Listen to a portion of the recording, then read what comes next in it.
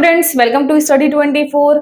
तो देखिए, atomic energy department का आपका जो डीबी के लिए या आपका डॉक्यूमेंट वेरिफिकेशन के लिए जो भी बच्चों के पास मेल आया है, काफी बच्चे सभी के पास मतलब एक फॉर्म आपका आया है जिसे बोलते हैं एसएसक्यू फॉर्म, स्पेशल सिक्योरिटी क्वेश्चनर। ठीक है, ये वाला फॉर्म बहुत सारे बच्चों के पास आया है और इसमें को फिलअप करने में भी काफी कंफ्यूजन हो रही है। तो हम लोग आज यही देखने वाले हैं इस वीडियो में कि किस तरीके से हम लोग एसएसक्यू फॉर्म को फिल करेंगे। ठीक है, कहाँ पर कौन से कॉलम में हमें क्या फिल करना है वो मैं पूरा डिटेल में आपको आज बताने वाली हूँ।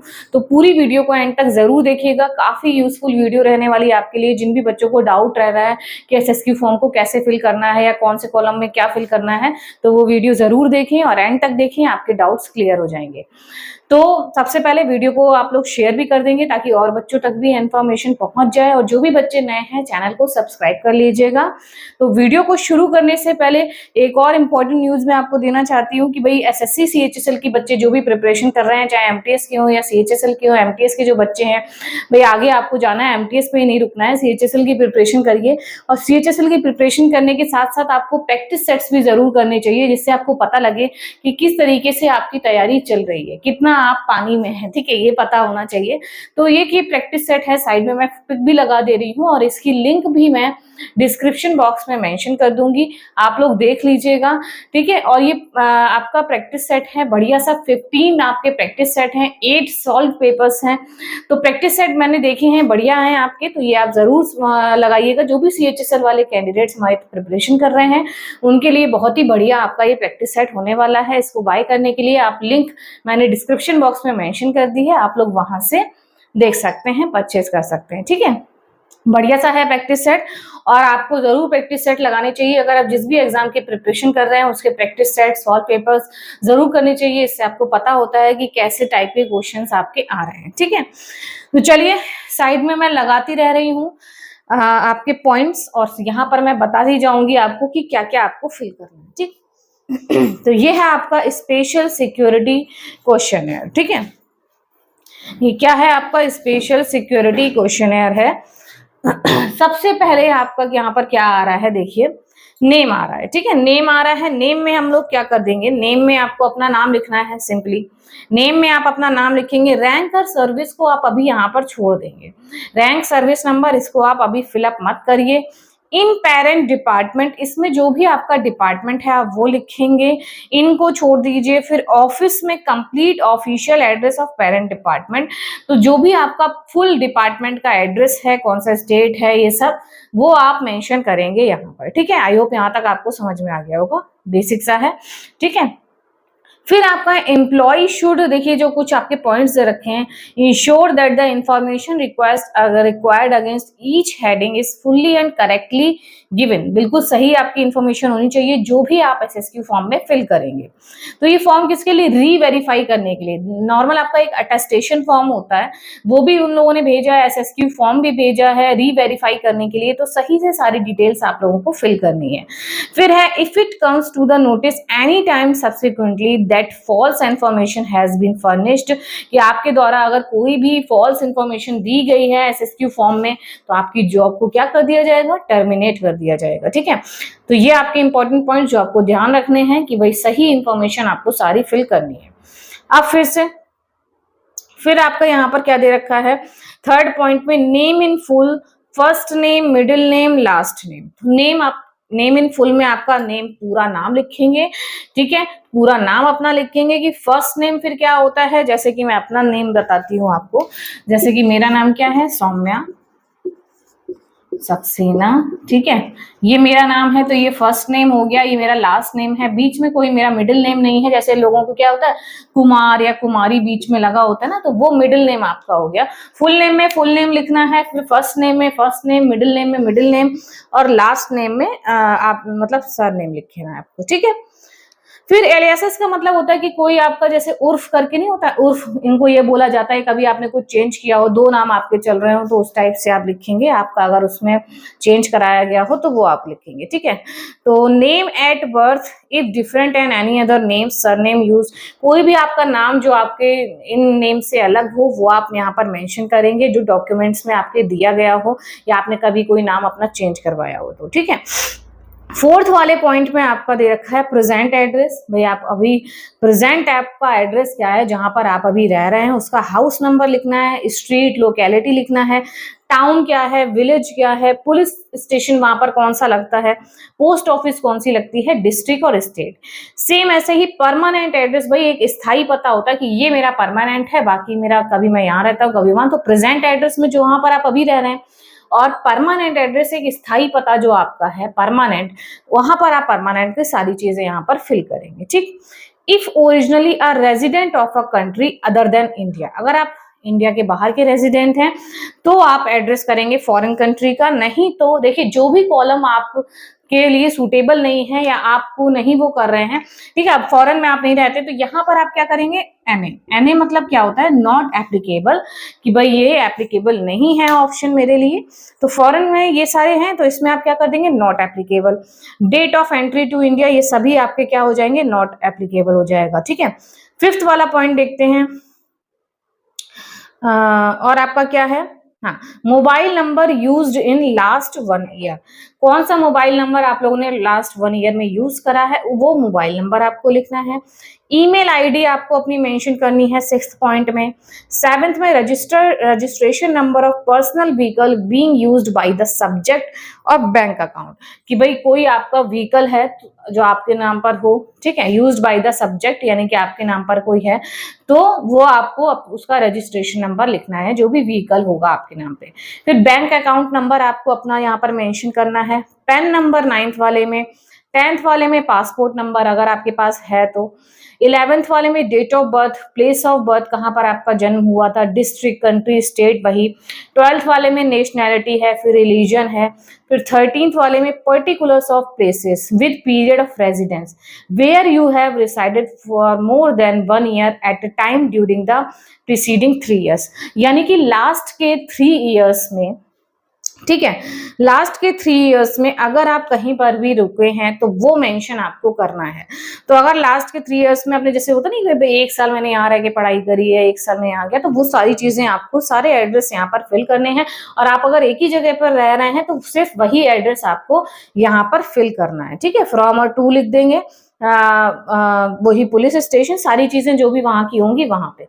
ठीक है। जैसे अभी कुछ दिल्ली में रह रहे हैं, कुछ लखनऊ में रह रहे हैं, लखनऊ में रह रहे हैं तो दिल्ली जाके पढ़ाई कर रहे हैं या कुछ ऐसे करके है, तो वो आप जहां पर रहे हैं 3 ईयर्स में वो आपको मेंशन करना है। ये आपका अटेस्टेशन फॉर्म में भी ये कॉलम होता है। फिर आपका है if you have stayed abroad give particulars of all places. अगर आप अब्रॉड रहे हैं तो वहां के प्लेसेस का आपको इन्फॉर्मेशन देनी है यहाँ पर। फिर have you proceeded on leave for more than 10 days, अगर इसका उसमें वही आ गया, ठीक है, ये भी आपको नहीं करना है। फिर आपका क्या है 14th वाला, have you ever had a personal contact with an official of foreign country, से कोई पर्सनल कॉन्टेक्ट है तो वो आपको लिखना है कि नेम ऑफ ऑफिशियल का लिखेंगे, डेजिग्नेशन। अगर नहीं है तो जो भी ऑप्शन आप फॉलो नहीं कर रहे हैं वो एप्लीकेबल, नॉट एप्लीकेबल, एनए लिखते चले जाएंगे। सब में क्या क्या लिखते चले जाएंगे, एनए लिखते चले जाएंगे। फिर आपका क्या दे रखा है 15th में, has your spouse ever visited or resided in any overseas country, में अगर स्पाउस आपके रहे हैं, स्पाउस मतलब क्या हो गया, पति या पत्नी या रिलेटिव कोई है, तो वो आपको नेम ऑफ रिलेटिव्स लिखने हैं। फिर रिलेशन लिखना है, कंट्री में कौन से गए हैं वो लिखना है आपको। ठीक है। फिर आपका 60, अगर नहीं है तो एनए लिख देना है। 16th वाले में, is any other person over 18 years residing with you, if you please give, मतलब 18 साल से if is any other person over 18 years से ज्यादा की कोई हो जो आपके साथ रह रहे हैं, तो उनकी डिटेल्स आपको लिखनी है, कौन कौन आपके साथ रह रहे हैं 18 साल के ऊपर वाले, तो वो सारी details, name, from to, birth place, relation, occupation, ये सारी चीजें आपको यहाँ पर मेंशन करनी है। फिर आपका सेकेंड पॉइंट है, is any other over 18 year residing with you visited or resided to overseas country, में गए हैं आपके साथ 18 ईयर से ऊपर, तो वो आपको यहाँ पर लिखना है। फिर अगर नहीं है कुछ भी तो एनए कर देना है। Give details if you have ever been, incident कोई हुआ है तो इंसिडेंट और उसकी डिटेल लिखनी है आपको। फिर आपका हैज यानी क्रिमिनल केसेस बीन रजिस्टर्ड, अगर आपके ऊपर है तो वो आपको पूरी डिटेल लगानी है। चार्ज शीटेड और डिटेन्ड, मतलब जो भी आपकी कोई, अगर आपका क्रिमिनल केस है been registered against you in which you may not have been arrested, arrest हुए हैं या नहीं हुए हैं, चार्जशीट रिटेन, मतलब जो भी चीज है वो आपको यहाँ पर मेंशन करनी है। फिर इज एनी केस और inquiry pending against you in court of law, में कोई पेंडिंग है तो वहां वो चीज आपको यहाँ मेंशन करनी है, नहीं है तो एने कर देना है।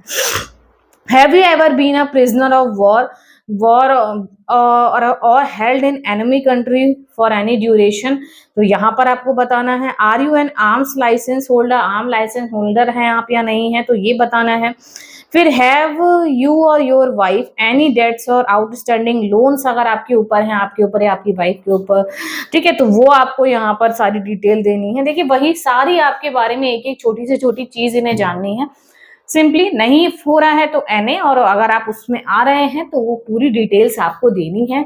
कहीं ऐसा, और कोई भी चीज छुपाइएगा मत, क्योंकि अगर बाद में उन्हें पता लगती है कोई भी चीज तो आपकी जॉब के लिए ही खतरा हो सकता है। और उन्होंने specially first and second point में यही मेंशन करा है कि कोई भी चीज फॉल्स नहीं होनी चाहिए आपकी, या आपने झूठी कोई चीज लिख दी है तो वो भी नहीं आपको करना है, ठीक है। फिर आपका क्या है, state source of your income and that of the members of your family give details, ठीक है।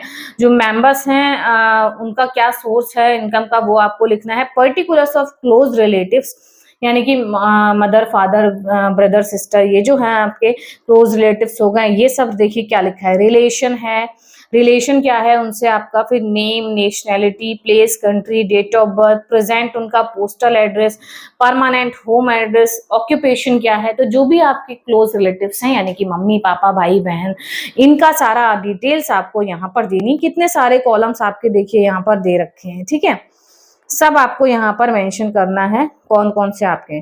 फिर पर्टिकुलर्स ऑफ इन लॉज, यानी कि ससुराल पक्ष में भी आपका दे रखा है। मायका पक्ष तो हो गया भाई, ससुराल पक्ष के भी आपके हैं, लड़का या लड़की जो भी हैं उनके ससुराल पक्ष में जो भी लोग हैं, रिलेशन, फिर नेम, प्रेजेंट पोस्टल एड्रेस, तो ये सारी चीजें सब मेंशन करनी है, छोटी से छोटी चीज, कि भाई सारा उन्हें डिटेल आपकी चाहिए। कहाँ पर आप रह रहे हैं, कहाँ आपकी शादी हुई है, किससे क्या हुआ है, नाम क्या है, कहाँ रहते हैं, सारी चीजें, ठीक है। तो देखिए सब आ गया। फिर आपका है particulars of relatives, friends and acquaintance during the past 5 years, the place of posting, ठीक है।